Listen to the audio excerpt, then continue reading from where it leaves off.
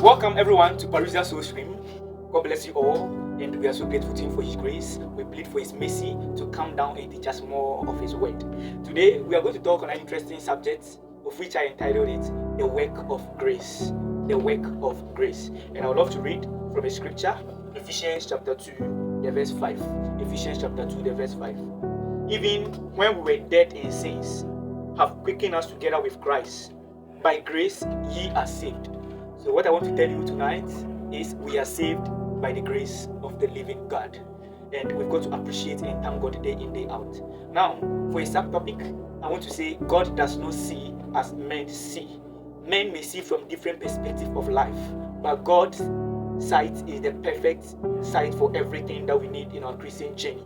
So one thing I want you to know is you are not saved by your works, how much you have worked for God, how much you have done a whole lot of things, but you are saved by the grace of God, predestination.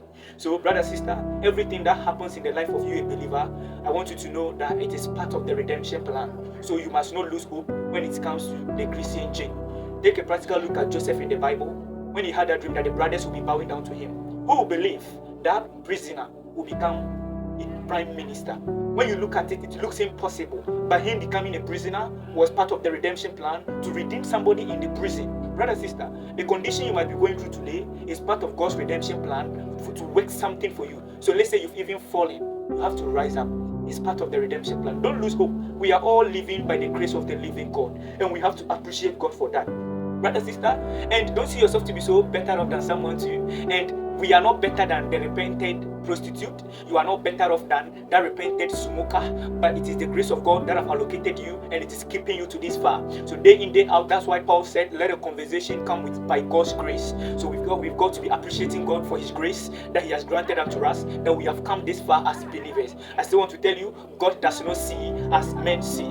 Brother, I want to tell you, nobody is living today without the grace of the living God.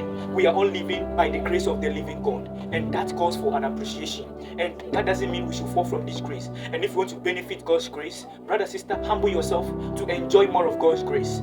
Everybody and the grace God have allocated to you. So don't look at somebody and you try to pose yourself to be in that position, but just appreciate God.